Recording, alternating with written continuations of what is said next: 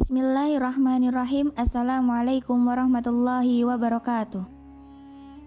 Ramadan merupakan waktu yang istimewa bagi seorang muslim, karena selama Ramadan nilai-nilai ibadah dilipat gandakan, dosa-dosa dihapuskan, dan doa-doa yang dipanjatkan pun mudah dikabulkan.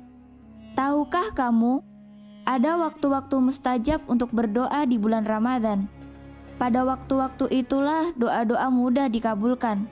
Kapan saja waktunya? Sebelumnya, jangan lupa tekan like, comment, and subscribe dan nyalakan notifikasinya agar tidak ketinggalan video bermanfaat dari channel ini. Bagikan video ini ke teman dan saudara kalian, karena barang siapa yang menunjuki kepada kebaikan, maka dia akan mendapatkan pahala seperti pahala orang yang mengerjakannya. Hadis riwayat Muslim. Pertama, waktu sahur. Dari Abu Hurairah radhiyallahu anhu, Nabi SAW bersabda, Rob kita tabaraka wa ta'ala turun ke langit dunia ketika tersisa sepertiga malam terakhir. Lantas Allah berfirman, siapa saja yang berdoa kepadaku, maka akan aku kabulkan. Siapa yang meminta kepadaku, maka aku beri. Siapa yang meminta ampunan kepadaku, maka akan aku ampuni. Hadis riwayat Bukhari. Pada hari-hari biasa, sepertiga malam yang terakhir juga merupakan waktu yang mustajab untuk berdoa. Di bulan Ramadan, berdoa di waktu ini lebih mudah bagi banyak orang karena umumnya waktu ini adalah waktu sahur. Jadi, jangan sampai terlewat untuk berdoa ya, apalagi setelah sahur digunakan untuk tidur. Selain tidak baik untuk kesehatan, kita juga sangat merugi karena telah menyia-nyiakan waktu terkabulnya doa. Kedua, saat berpuasa. Salah satu keistimewaan dari orang yang berpuasa adalah doanya yang mustajab. Selama dia berpuasa, selama itu pula dia berada di waktu-waktu terbaik untuk berdoa. Hal ini berdasarkan sabda Nabi SAW. 3 orang yang doanya tidak tertolak. Orang yang berpuasa sampai ia berbuka, pemimpin yang adil, dan doa orang yang dizalimi. Hadis riwayat Ahmad.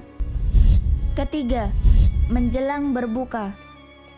Dari Abu Hurairah radhiyallahu anhu bahwa Rasulullah SAW bersabda, ada 3 orang yang doanya tidak akan pernah tertolak.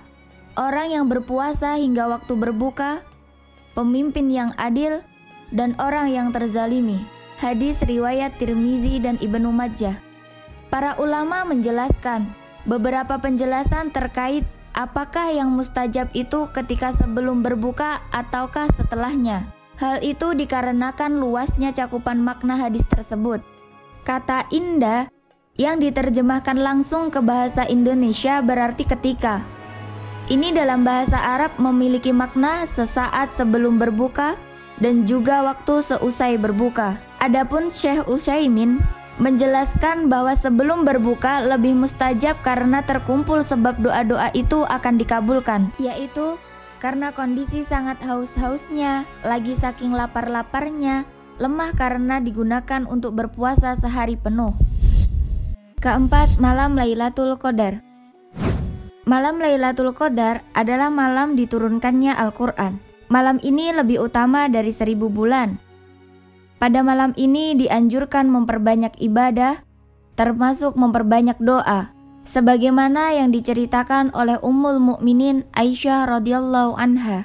Aku bertanya kepada Rasulullah, wahai Rasulullah, menurutmu apa yang sebaiknya aku ucapkan jika aku menemukan malam Lailatul Qadar? Beliau bersabda, berdoalah, Allahumma innaka afuwun tuhibbul afwa fa'fu anni. Ya Allah, sesungguhnya Engkau Maha Pengampun dan menyukai sifat pemaaf, maka ampunilah aku. Hadis riwayat Tirmizi. Sahabat fillah, itulah waktu terbaik untuk kita berdoa dan mengadu kepada Allah Subhanahu wa Ta'ala. Di waktu-waktu itu jangan sampai terlewat untuk berdoa, karena setiap doa kita pasti akan Allah kabulkan. Allah Subhanahu wa Ta'ala berfirman, apabila hamba-hambaku bertanya kepadamu tentang aku, Maka jawablah, sesungguhnya aku dekat. Aku mengabulkan permohonan orang yang berdoa apabila ia memohon kepadaku. Maka hendaklah mereka itu memenuhi segala perintahku dan hendaklah mereka beriman kepadaku agar mereka selalu berada dalam kelurusan. Al-Baqarah ayat 186. Hal itu diperkuat lagi dalam hadis Rasulullah sallallahu alaihi wasallam. Sesungguhnya Allah Ta'ala malu bila seorang hamba membentangkan kedua tangannya untuk memohon kebaikan kepadanya, lalu ia mengembalikan kedua tangan hamba itu dalam keadaan hampa atau gagal. Hadis riwayat Ahmad. Semoga Allah perkenankan semua permintaan kita. Amin. Wallahu a'lam bishawab. Wassalamualaikum warahmatullahi wabarakatuh.